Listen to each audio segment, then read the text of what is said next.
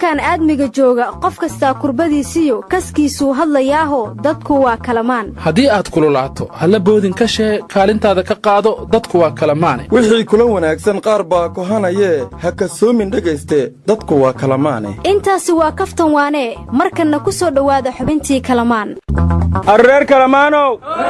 udurkii korona la raay shiinaha asal jeeka bilaawday shiinaga madika daawadi heesi ma eray kasaasana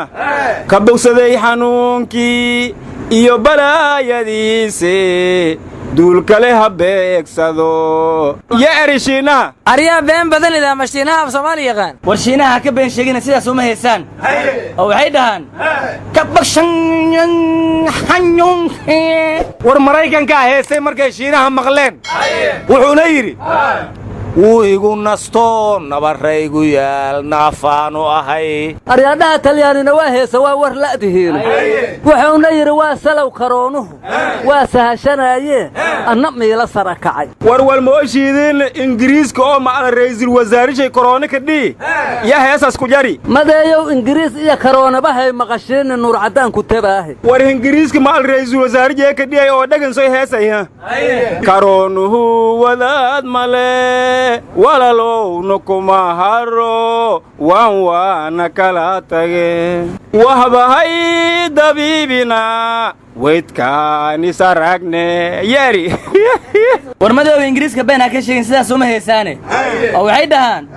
we are so sorry corona is dangerous war cabdikuus dadka beenta ka daa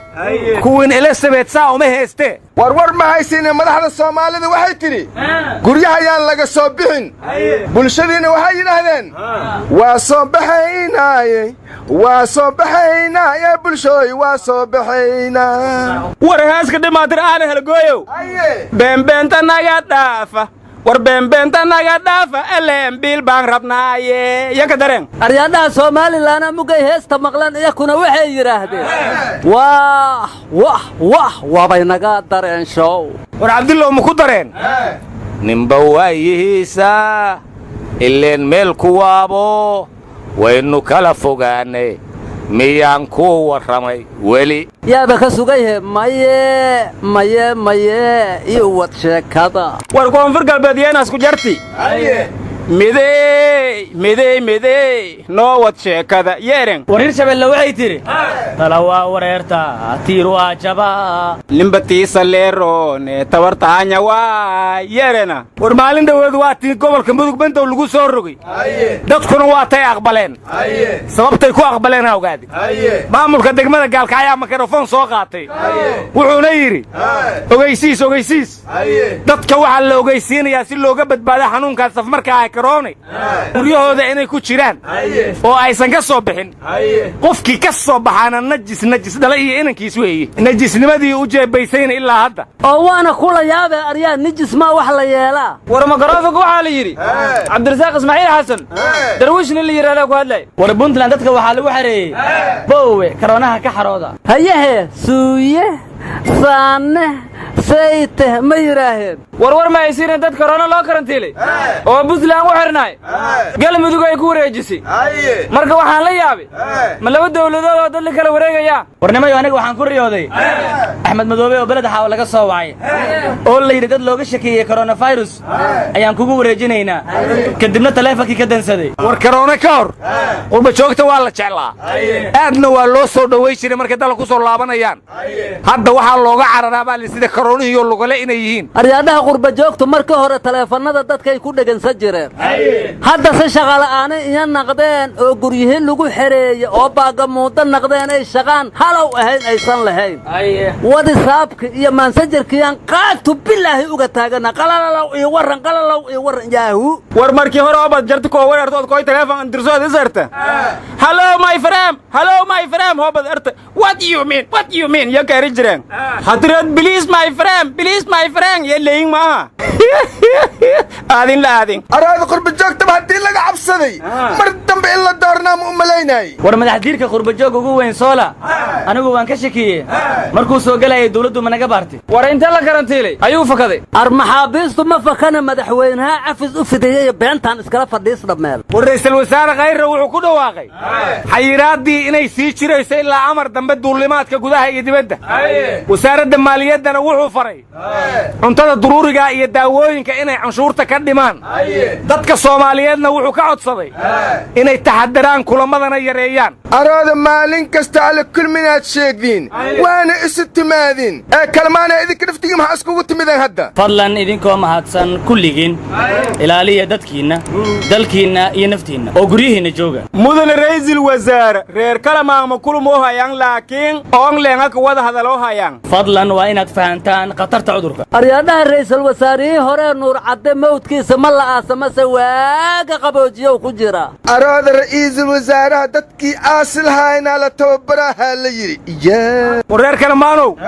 anoo afkiina ku hadlaya dadka Soomaaliyeed baaqaan u jeedinaya kaar iyo xanuun iyo corona la sheego aadmigii kadeeday arintaa ka taxadara kulankana yareeyo kooxda sheekada kariimkana ka magan gala wadaayay hobad kaarna siyaasa kaamna nin furaasaninka kariyaasa mukulumaana war madaxaysaaqow buushwalkan buuhi meed bilowday warnimayo waxaa la yidhi dhallinyarada maanta iyo maxaa moobil kala haystaa marinada xirxiran iyo maxaa maata kala haystaa muusanaaga shacabkiiyo maxaa mooga kala haystaa mucaarad iyo mid seegtiyo maxaa maamul kala haystaa madaxweynayaal farabataan magacsan reebayne midnimo iyo dan guud iyo maxaa maanta kala haysta sida maanta joogtay maxaa mowqif kala haysta macnihii qur'aanka iyo qofaan helin macaankiisa oon baran manhaaj iyo xadiis lagama maarmaana maxabbana u qaba iyo jacayl qiraya miisaan leh oo la marin habawshiyo maxaa muurka kala haysta macaankiya qaraarkii maxaa maanta kala haysta ka dhineed war abdullah nafta may ku tabtay mucaarad iyo muhaafad maanta maxaa kala haysta war waxaa la yidhi karoon iyo nukleer baa adduun looga tegayay dunidiina waa kala shakiday gebi ahaanteeda wadamada xiriirka isku jaray dan iyo yoolkooda ayagay u taallaa haddaan duulimaad jirine anigu baadiyaan aadaya ee hal iidaayo warnimayo war ma haysiina waxaad maqli jiray yaa loo dacwoodaa yaase laga dacwoodaa dawlad kale ma joogtee marka arrintaa waxaan ku xusuustay guriga madaxweynihii hore sheekh shariif baa urkii xabadeeyey xeer ilaaliyaha guud ee qaranka ayaa yidhi anigaa lahaa marka waxaan la yaabanahay yaa loo dacwoonayaa haddii xeer ilaaliyihii guud ee qaranku baabuur tiknika iyo maleeshiya dadka iska xabadaysa leeyahay war markaan taariikhdiisa akhri qof wax xabadaynaya waa u eka sababtoo dugsi sare wuxuu ka baxay 2013 war waxaan maqli jiray carabi inta ku nabtay nabiga kaaga hormartaa nabad iyo nolol inta ku xabadaysay xeer ilaaliyaha ku gambata marka waxaan u malaynayaa miskiinkaas in lagu saantiranayo oo la yiri dambiga adigu dusha saaro si aan la iskuba dacweyn aryaadaha dhibaato iyo balaayo iyo shar dadkan waa ka soo daaleena anigu waxaan dhihi lahaa balaya lo ma buntume amay bugti bilabata balaya lo ma buntume bugti amay bilabata yahu abdullah widaaye oo dhagan soo jinaaw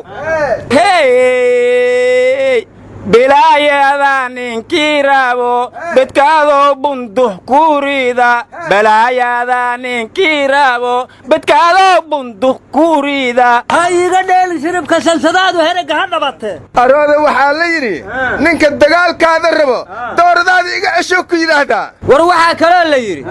dawladdii xiisad abuuraysa xeer ilaaliyaheeda dadka xabadeeya war xeer ilaaliyuhu wuxuu yidhi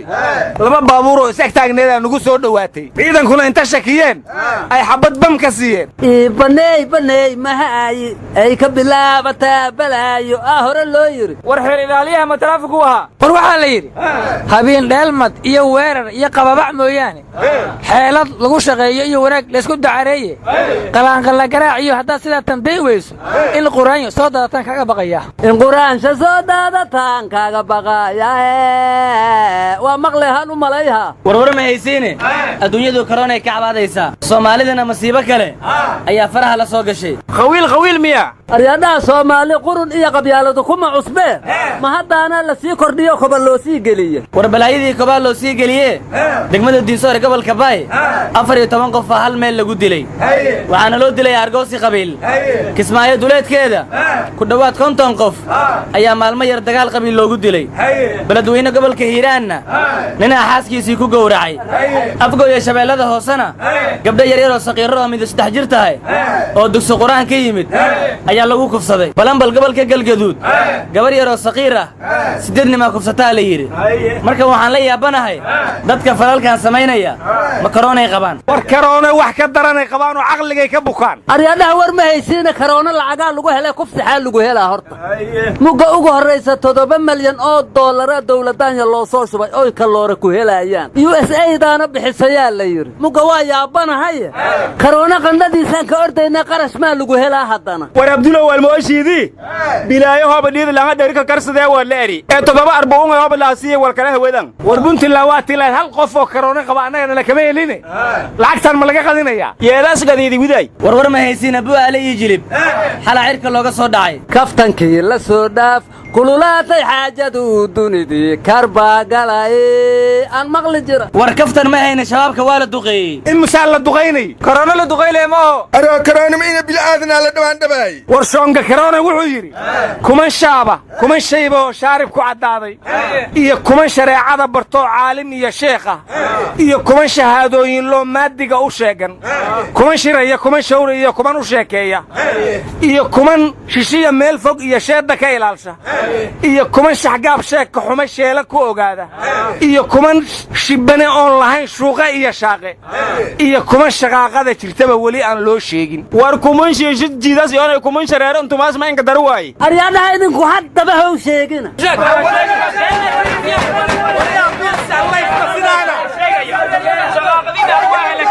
wadaada kala jooga shaki muu sheega isku dagaalina kala jooga shaki muu sheega isku dagaalina kala jooga shibnaga dhaha shar alliidin ma tusee